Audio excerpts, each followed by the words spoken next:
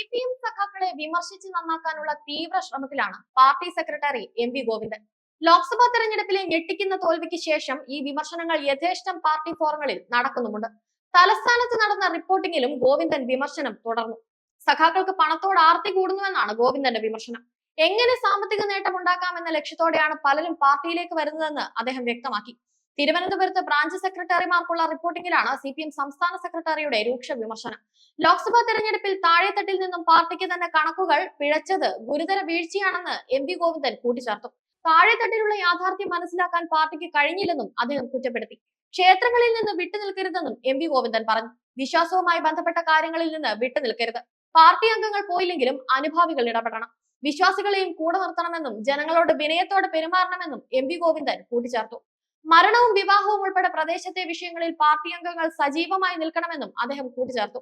നേരത്തെ കരുനാഗപ്പള്ളി റിപ്പോർട്ടിങ്ങിലും സഖാക്കളുടെ ധനസമ്പാദനം ഗോവിന്ദൻ വ്യക്തമാക്കിയിരുന്നു. പ്രത്യേകിച്ച് ഒരു തൊഴിലോ മറ്റു മാർഗമോ ഇല്ലാത്തവർ പെട്ടെന്ന് വലിയ സമ്പന്നരായി തീരുന്ന പ്രവണത പാർട്ടിയിൽ കണ്ടുവരുന്നതായാണ് അദ്ദേഹം നേരത്തെ വ്യക്തമാക്കിയത്. പുതുതായി പാർട്ടിയിലെത്തുന്നവരുടെ സമ്പത്ത് ഏതാനും വർഷം കൊണ്ട് വൻതോതിൽ വർദ്ധിക്കുന്നു. അത്തരക്കാരെ കണ്ടെത്തി കർശനമായി നടപടിയെടുക്കണം. സഹകരണ സ്ഥാപനങ്ങളിൽ ചിലർ തുടർച്ചയായി ഭാരവാഹികളാകുന്നതും ഇത്തരം ദോഷമുണ്ടാക്കുന്നു. മെറിറ്റ് മറികടന്നുള്ള സ്ഥാനക്കയറ്റം പാർട്ടിയിൽ തുടരുന്നു. സംസ്ഥാന സർക്കാരിന്റെ മുൻഗണന ഏത് വിഭാഗക്കാർക്കായിരിക്കണമെന്ന് പാർട്ടി സംസ്ഥാന കമ്മിറ്റി യോഗം തീരുമാനിക്കും. 20ഓളം വരുന്ന ജനവിഭാഗങ്ങൾക്ക് അർഹതപ്പെട്ട ആനുകൂല്യം കിട്ടാതെ പോയി.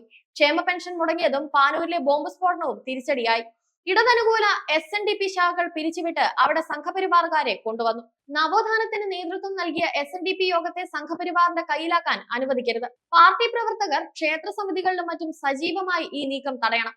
ജനങ്ങളെ മനസ്സിലാക്കുന്നതിൽ പാർട്ടി നേതാക്കൾക്കും ഘടകങ്ങൾക്കും വലിയ പിഴവ് പറ്റിയെന്നും ഗോവിന്ദൻ പറഞ്ഞു. നേരത്തെ CPM-നെ വെട്ടിലാക്കി കോഴ വിവാദവും ഉയർന്നിരുന്നു. കോഴിക്കോട് നിന്നാണ് ആരോപണം ഉയർന്നത്. PSC അംഗമാക്കാമെന്ന് വാഗ്ദാനം ചെയ്ത് കോഴ വാങ്ങിയെന്ന പരാതി CPM-നുള്ളിലാണ് ചർച്ചയാകുന്നത്. കോഴിക്കോട്ടെ യുവജന നേതാവിനെതിരെയാണ് പരാതി. 60 ലക്ഷം രൂപ നൽകാൻ ധാരണയുണ്ടായി. ഇതിൽ 22 ലക്ഷം രൂപ കൈപ്പറ്റി. ഇതേക്കുറിച്ച് സംസ്ഥാന നേതൃത്വം രഹസ്യമായ അന്വേഷണം നടത്തിയപ്പോഴാണ് കള്ളക്കളി പുറത്തു വന്നത്. ഏരിയ സെന്റർ കേന്ദ്രീകരിച്ച് പ്രവർത്തിക്കുന്ന നേതാവിനെതിരെയാണ് ആരോപണം. തിങ്കളാഴ്ച കോഴിക്കോട് ജില്ലാ കമ്മിറ്റി അടിയന്തരമായി വിളിച്ചിട്ടുണ്ട്. സംസ്ഥാന സെക്രട്ടേറിയറ്റ് അംഗങ്ങൾ ഈ യോഗത്തിൽ പങ്കെടുക്കും. നിർണായക നടപടി ഉണ്ടായേക്കുമെന്നാണ് സൂചന. ആരോഗ്യ മേഖലയിലെ ഒരാൾക്ക് PSC അംഗത്വം നൽകാമെന്നായിരുന്നു വാഗ്ദാനം. മന്ത്രി മുഹമ്മദ് റിയാസിന്റെ പേരുപയോഗിച്ചായിരുന്നു തട്ടിപ്പ്.